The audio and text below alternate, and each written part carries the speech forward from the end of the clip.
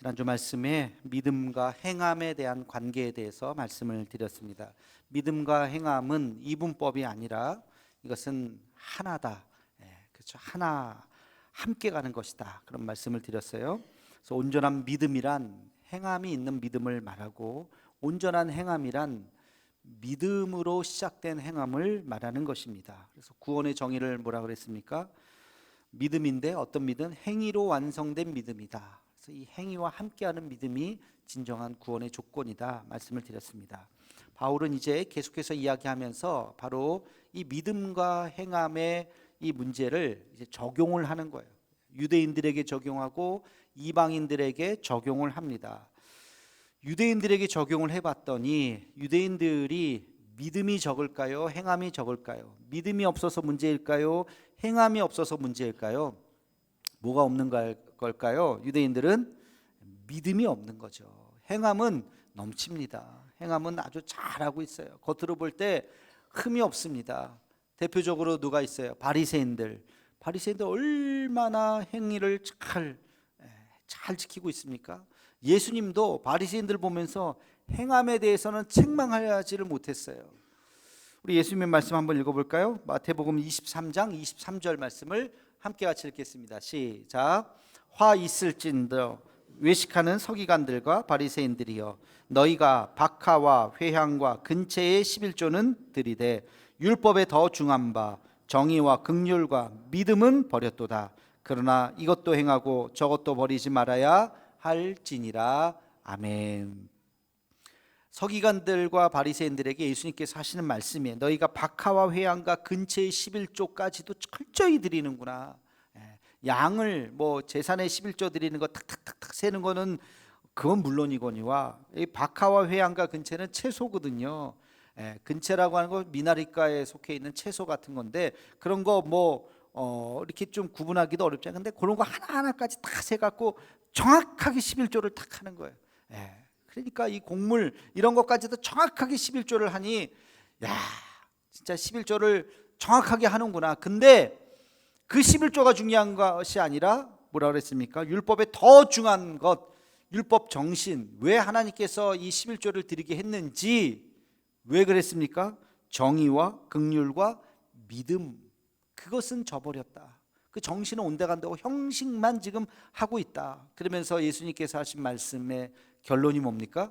이것도 행하고 저것도 버리지 말아라. 행함도 있어야 되고, 그러나 그 정신, 믿음도 있어야 된다. 이 두 가지가 다 있어야 된다고 지금 예수님께서 말씀하시는 거예요. 그러니까 유대인들은 형식적으로 지키는 것은 철저하게 지켰어요. 지금 바울도 그것을 지적하는 거예요.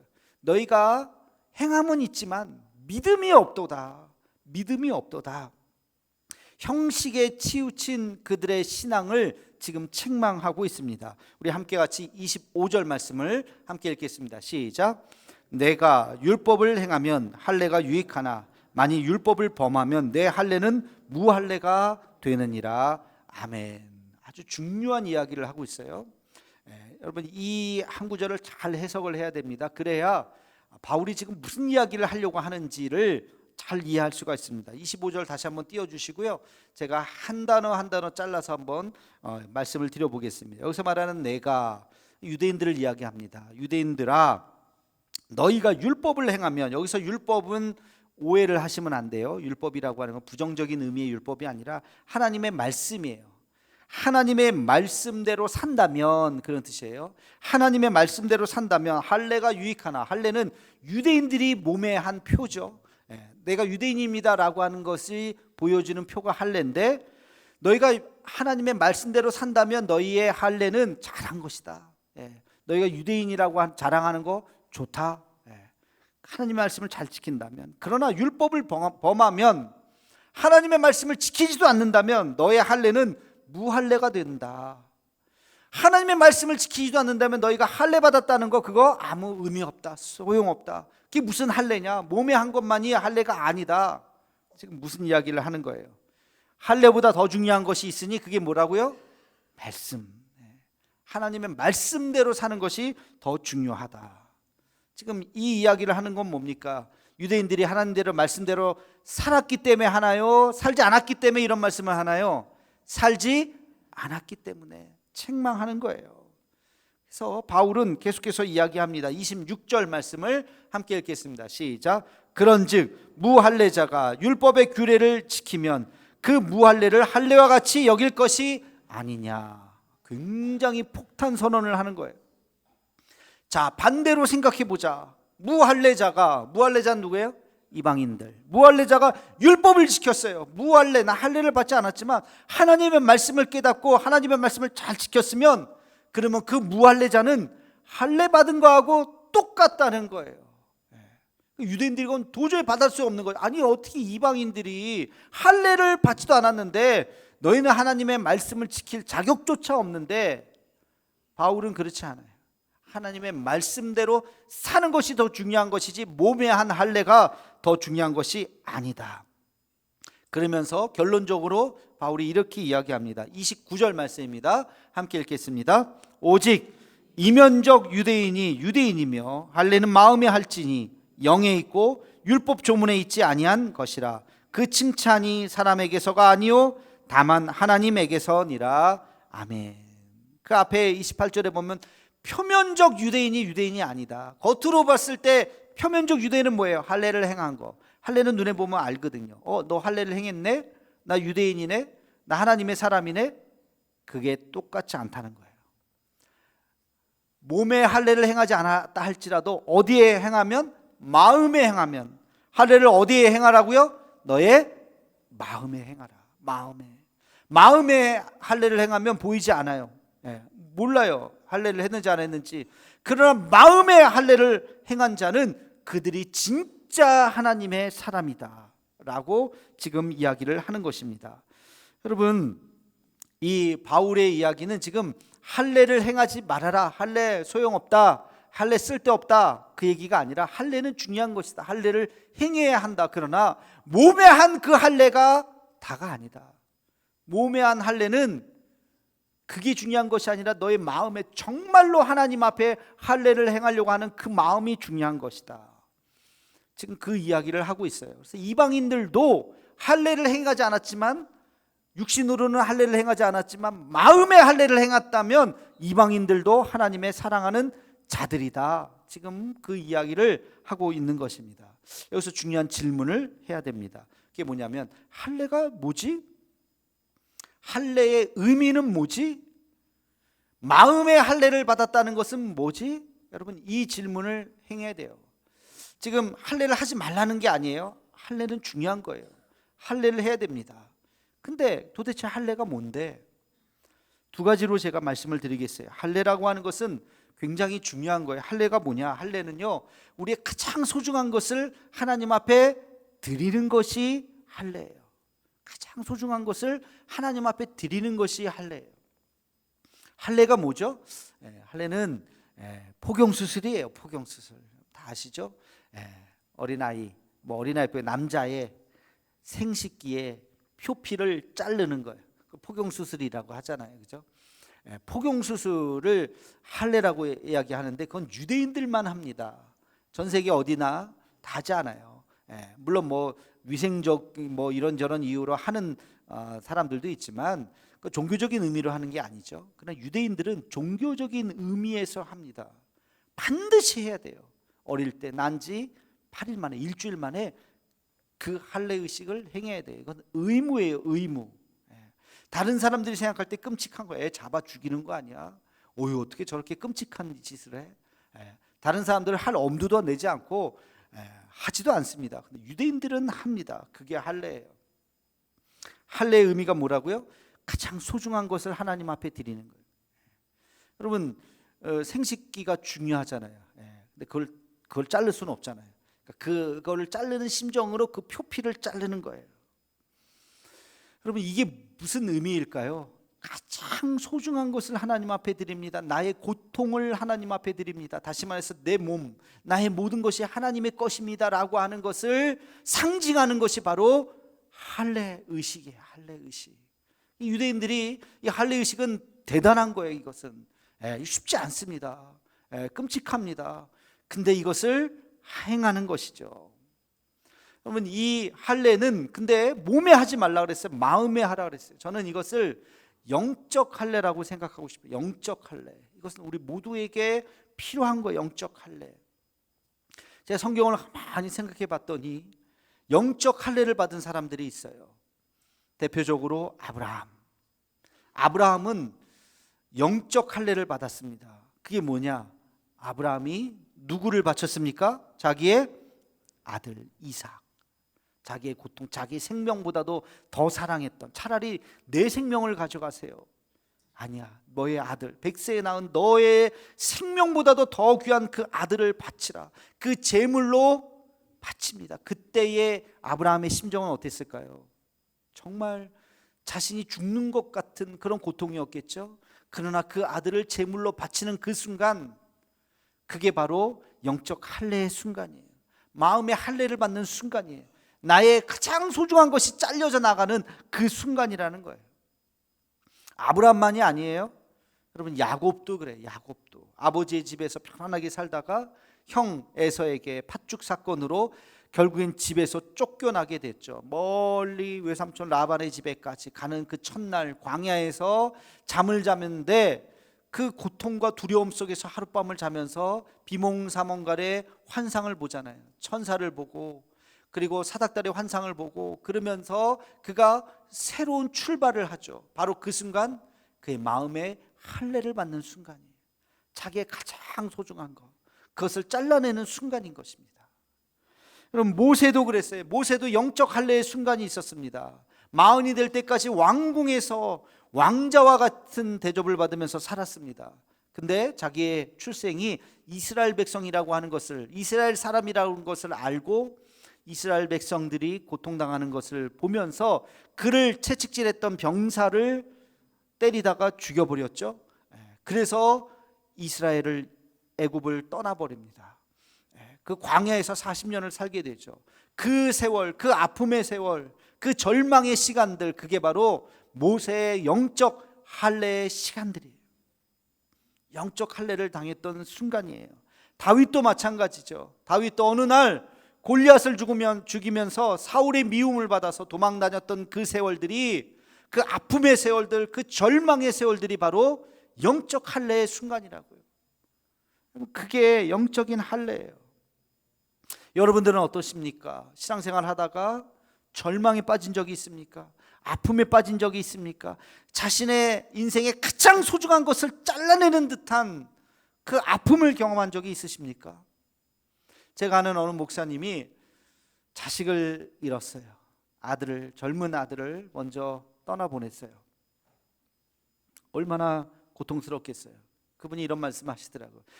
내 사지가 절단되는 것 그 이상으로 아프다. 아니, 내 팔이 떨어져 나가고 내 다리가 떨어져 나갈 때 이렇게 아플까?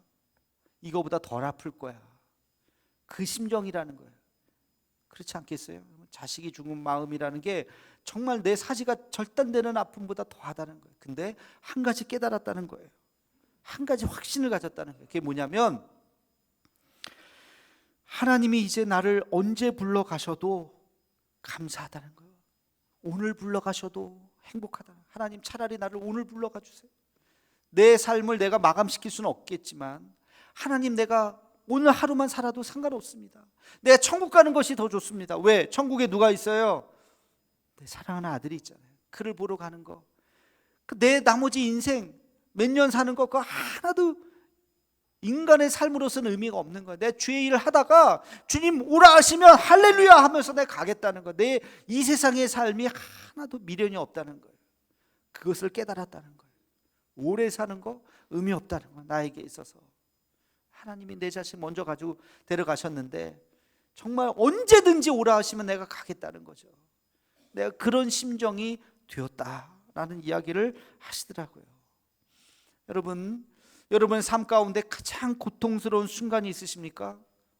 그게 바로 영적 할례의 순간이에요. 그 어린 아이, 난 지 8일 만에 그 아이의 생식기의 표피를 자르는 그 고통, 애가 얼마나 자질러지겠어요.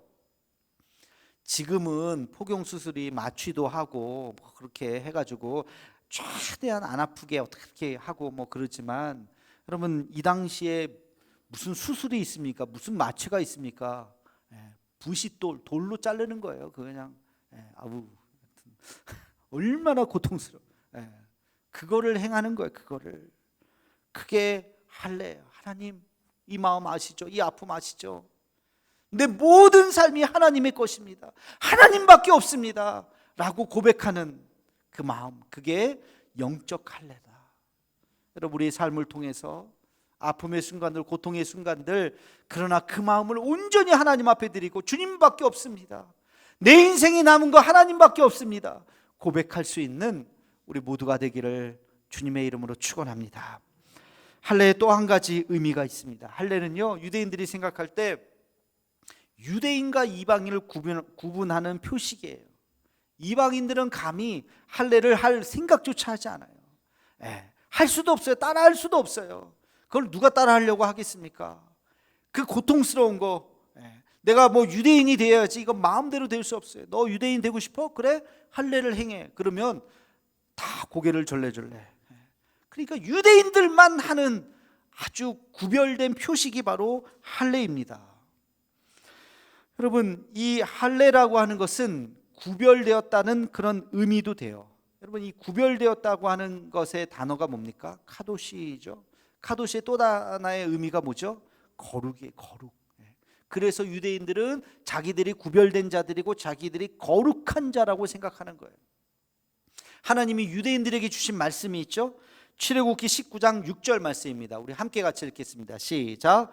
너희가 내게 대하여 제사장 나라가 되며 거룩한 백성이 되리라. 너는 이 말을 이스라엘 자손에게 전할지니라. 아멘. 너희가 내게 대하여 제사장 나라가 될 것이다. 수많은 민족 중에서 제사장 나라는 하나예요. 이스라엘 백성들 수많은 사람들 중에서 제사장은 한 지파잖아요. 제사장 나라가 되며 너희가 거룩한 백성이 되겠다. 너희가 구별된 백성이다. 다른 백성들하고 다르다. 그래서 이스라엘 백성들에게 할례를 허락한 거죠. 그들은 할례를 행함으로 자기들은 선민의식을 갖는 거예요. 하나님 앞에 우리는 뽑혔다. 근데 그 할례는 그들은 착각을 했어요. 몸에 하는 것이라고 생각했어요. 그러나 바울은 지금 몸에 하는 할례가 중요한 것이 아니라고 이야기했죠. 근데 마음에 행해야 된다. 마음에. 다시 말해서 너의 삶이 구별되어야 된다는 거예요. 세상 사람들하고 섞여 있을 때 우리가 구별되어야 돼. 이 사람 다르지. 이 사람 예수 믿는 사람이지. 다르지. 다 구별되어야 된다는 거예요. 우리가 세상 살면서 세상 사람들하고 똑같이 살죠. 섞여서 삽니다. 일반 직장 다니시고 세상 사람들과 함께 같이 먹고 자고 같이 진행하지만, 그러나 우리는 구별되는 것이 있어야 돼요. 뭐가 구별되어야 될까요? 세 가지가 구별되어야 됩니다. 첫째는 시간관이 달라야 돼요. 시간관. 세상 사람들은 뭐라 그래요? 내 시간 내 마음대로 살아가는 거죠. 내가 원하는 대로, 내가 즐기는 대로 이 시간을 살아가는 것이 그게 세상 사람들의 생각이에요. 그러나 우리는 달라요. 우리는 그렇게 살면 안 되지요. 여러분, 오늘 무슨 날입니까? 오늘 주일이죠. 주일. 우리는 주일이라고 불러요. 세상 사람들은 오늘 무슨 날이라고 불러요? 휴일이라고 불러요. 휴일. 그렇죠. 그래서 이 시간에 자는 거예요. 일주일 동안 열심히 일해서 아유 피곤하다. 자는 거죠. 자고 뭐 하여튼. 그러나 우리는 이 시간이 쉬는 시간이 아니에요.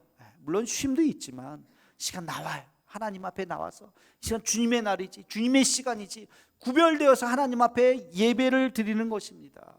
내 시간이 아니기 때문에, 하나님의 시간이기 때문에. 이 한 시간만 구별합니까? 아니요. 오늘 하루, 일주일, 한 달, 1년, 우리 한평생의 시간이 내 마음대로 사용하는 내 시간이 아니라 하나님께서 나에게 주신 시간이다. 이 시간관이 다르는 것입니다. 그래서 낭비해서는 안 돼요. 시간을 함부로 써서는 안 돼요. 좀 지나온 날들을 우리가 되돌아봐야 돼요. 그래서 멈추어 서서 뒤를 돌아봐야 돼요. 지금 내가 어떻게 살아왔지?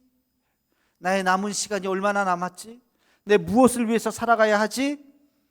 그 시간을 다시 한번 생각해 보는 것이 우리 그리스도인의 시간관이라는 것입니다. 또 달라야 될 것이 있습니다. 그게 뭐죠? 물질관이에요. 물질. 세상 사람들은 내 돈 내가 벌어서 내가 쓰는데 누가 뭐라 그래? 마음대로 씁니다. 누가 뭐라 그러겠어요? 그러나 우리는 그렇게 살면 안 돼요. 물질 내 돈이에요? 여러분 돈입니까? 내가 벌었는데 아니야. 하나님이 허락하신 하나님이 허락하신 물질이에요. 우린 청지기적인 생각이 있어야 돼요. 그래서 내 마음대로 막 쓰는 것이 아니라 하나님이 나에게 맡겨주신 거예요.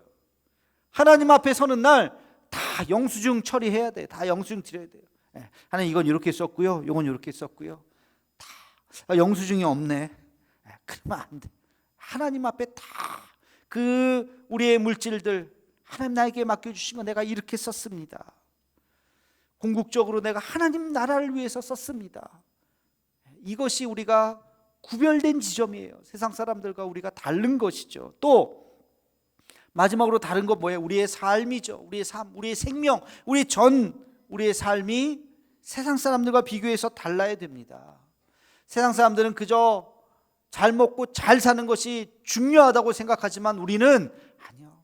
오래 사는 것보다 더 중요한 것 가치 있게 사는 거예요. 가치 있게, 의미 있게 사는 것입니다. 보람되게 사는 거예요. 주의 영광을 위해서 사는 것입니다. 하나뿐인 나의 삶 되돌아보니 정말 의미 없이 살아간 인생이 아니라 정말 소중한 인생, 하나님 보시기에 참 아름다운 인생으로 쓰임받는 거예요. 우리가 그렇게 쓰임받기 위해서 그리스도인으로 불러주셨고 이 자리에 있는 줄로 믿습니다. 여러분 우리가 무엇을 위해서 살아가야 할지를 잘 생각해야 돼요. 제가 최근에 읽었던 책 중에 이런 책이 있어요. 경제학이 필요한 때라는 책이 있습니다.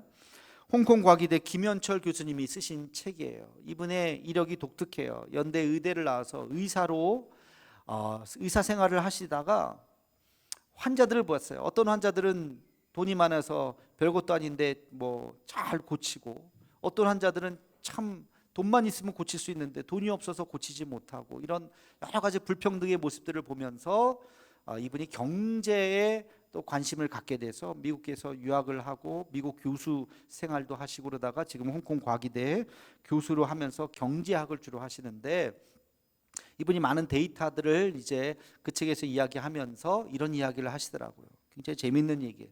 세상에 성공한 사람들이 있잖아요. 성공한 사람들을 봤다는 거예요.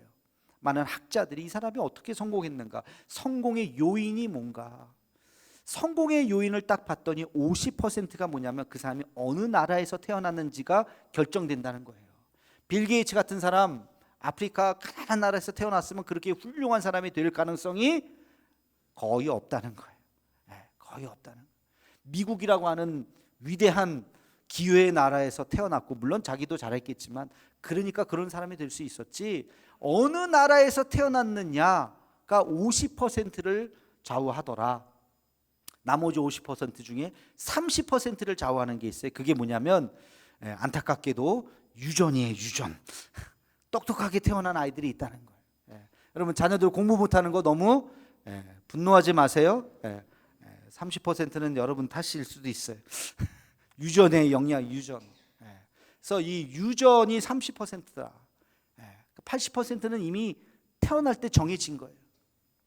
나머지 20% 중에 10%가 뭐냐면 그 10%가 어릴 때 환경이 다 결정된다는 거예요. 어릴 때 어떤 부모를 만나냐, 교육에 대해서 관심이 많고 아이들을 위해서 정말 잘 기르려고 애쓰고, 맹모 삼천지교 아시잖아요. 자녀를 위해서 열심히 좋은 학군에서 어떻게 좋은 선생님 만나게 해서 이 부모의 열심, 그 아이의 교육 환경, 이게 성공의 10%를 차지하더라는 거예요. 그렇지 않고 아프리카에서 태어나가지고 가난한 나라에 태어나서 노트가 어디 있어요? 책이 어디 있어요? 선생님이 어디 있어요? 마실 음식, 물 하나 얻고자 수십 킬로를 달려가서 오늘 마실 물 하나 겨우 한 병 얻어서 오는 이런 아이들에게 무슨 미래가 있겠습니까? 무슨 성공이 있겠습니까? 그래서 인간이 성공하는 것은 단 10%의 노력이라는 거예요. 내가 성공해서 그 열매를 내가 다 먹으려고 생각하면 안 돼요. 이미 90%는 다 주어진 거예요. 너의 노력은 10%밖에 안 된다. 그래서 하나님의 은혜라고 생각해야 돼요. 주어진 것이 은혜라고 생각해야 돼요. 여러분 대한민국 사람으로 태어난 거 여러분 선택하셨어요? 여러분 뭐 전생에 뭐 잘하셨어요? 그래서 대한민국에 태어났나요? 아니잖아요. 태어나 보니까 대한민국에 얼마나 감사합니까? 얼마나 감사합니까? 나의 잘한 것이 없다는 거예요. 그러면서 이분이 크리스찬이더라고요. 더 중요한 얘기를 그 다음에 하세요. 뭐냐면 우리에게 주어진 삶은 저개발 국가에 태어난 아이들, 아프리카를 생각해도 좋아요. 굉장히 빈민에 태어난 그 아이들에게 기회를 주기 위해서, 그 아이들도 잘 살 수 있는 기회를 더 주기 위해서, 유전적으로 좀 떨어진 아이들 있죠. 발달 장애를 가진 그런 아이들, 무슨 죄입니까? 그런 아이들, 그런 좀 유전적으로 모자란 아이들을 서포트하기 위해서 우리의 재능이 쓰여져야 된다는 거예요. 좋은 환경에서 자라지 못한 그 아이들을 도와주기 위해서 우리의 재능이 쓰여져야 된다. 그러기 위해서 국가가 필요한 것이고, 그러기 위해서 교회가 필요한 것이고, 그러기 위해서 우리 그리스도인들이 나서야 한다는 것입니다. 이 불공평한 이 세상을 공평한 세상으로 만드는 것이 우리가 해야 할 일이라고 이야기하고 있습니다. 여러분, 마음의 할례를 받아라. 우리에게 하나님께서 바울을 통해서 주신 이 말씀을 기억해야 돼요. 우리의 삶이 그래서 의미 있고 가치 있는 삶으로 살아야 하는 것입니다. 여러분, 우리는 세상과 달라야 돼요. 세상 사람 살아가는 방법과 달라야 돼요. 구별된 사람답게 우리의 시간, 우리의 물질, 우리의 생명, 우리의 가치, 주님을 위해서, 또 연약하고 어려운 자들을 위해서 쓰임받을 수 있는 우리들의 삶이 되기를 주님의 이름으로 축원합니다. 기도하겠습니다. 사랑의 하나님, 몸의 할례를 전부라고 믿고 살았던 어리석은 유대인들처럼 살지 않게 하옵시고, 마음의 할례를 받아 우리의 삶의 가장 소중한 것을 주님께 드리고 세상과 구별된 삶으로 우리의 시간과 물질과 생명까지도 주님을 위해서 드릴 수 있는 우리의 삶이 되게 하여 주옵소서. 예수님의 이름으로 기도하옵나이다. 아멘.